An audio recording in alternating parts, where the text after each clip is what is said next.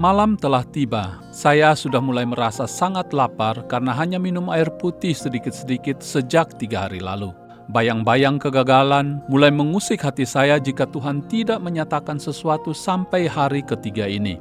Saya membayangkan bagaimana orang lain akan menertawakan saya dan menggosip mengenai saya jika saya kembali ke Indonesia tanpa menyelesaikan studi di luar negeri. Di sisi lain, saya juga melihat gunung tinggi yang tidak mungkin saya daki jika saya harus menulis tesis tentang misi.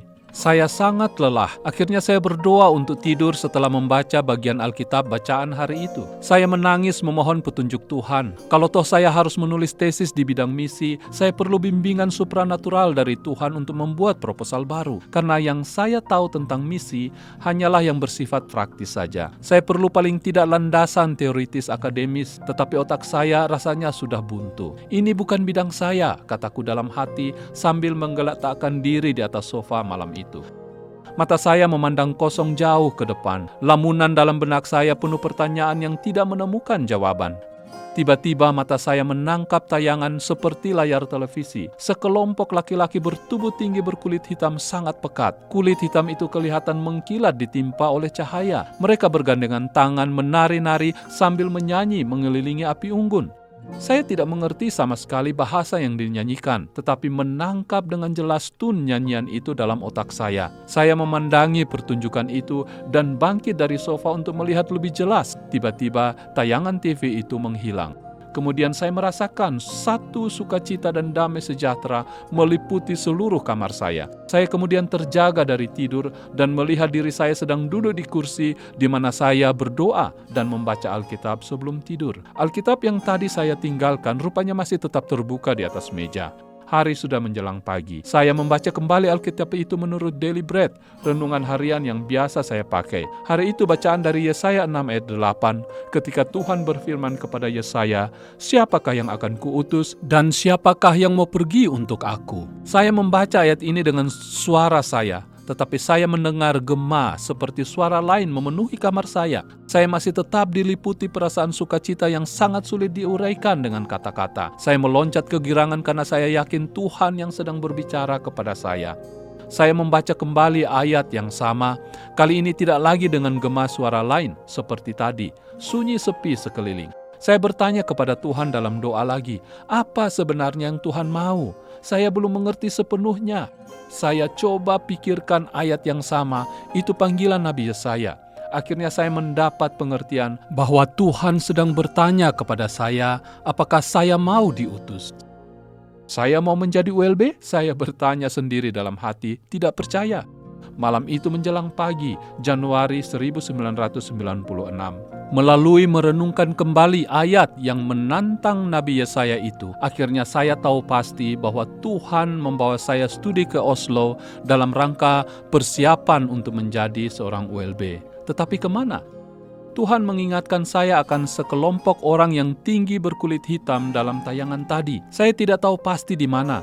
Tetapi hati nurani saya menjawab, yang tinggi hitam itu bukan di Indonesia bagian timur. Itu pasti suatu negara tertentu di Afrika, entah di negara mana. Udara dingin di kota Oslo menusuk tulang pada pagi itu meskipun matahari bersinar di kejauhan langit. Saya dengan sukacita dan semangat baru memulai research dan membuat proposal baru terkait dengan misi.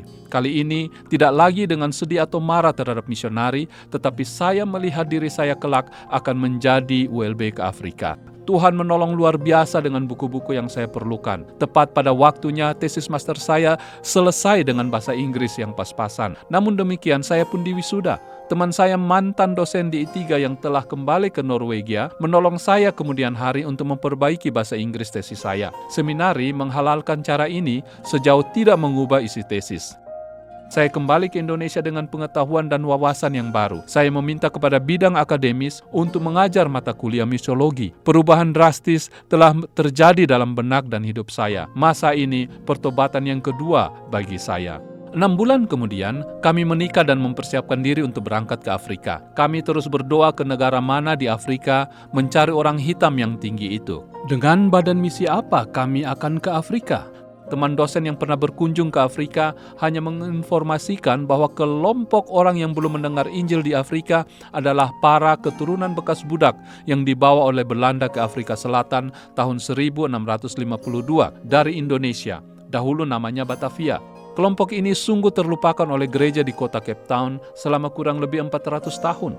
Kami membawa semua perkara ini ke hadapan Tuhan sambil terus melayani di kampus dengan tugas sehari-hari sampai waktunya semua jelas dari Tuhan dengan organisasi apa kami pergi mencapai suku yang terisolir ini dan kapan.